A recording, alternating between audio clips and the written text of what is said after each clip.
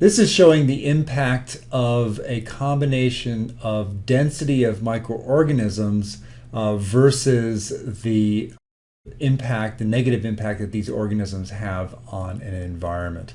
So this is the default curve right here, this line that goes up to right here. It's just showing that as you increase the number of organisms present in the environment, they're going to have an increasing negative impact simply because there are more organisms there to exploit the environment.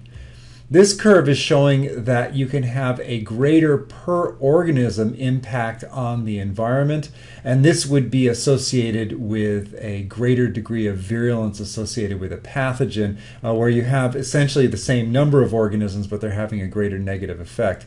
Alternatively, you can have a reduced effect on a per organism basis, and that would be described as attenuation. These attenuations or increase in virulence need not be a consequence of changes in the amount of impact per individual organism, however, on a host organism or on an environment. Instead, it can be a consequence simply of there being greater numbers of organisms that the population is able to produce. And what is being shown here is a population that is able to increase its density simply to higher levels. The impact on the environment per organism is pretty much the same, but at these higher levels, simply because there are more organisms, there's a greater impact on the environment.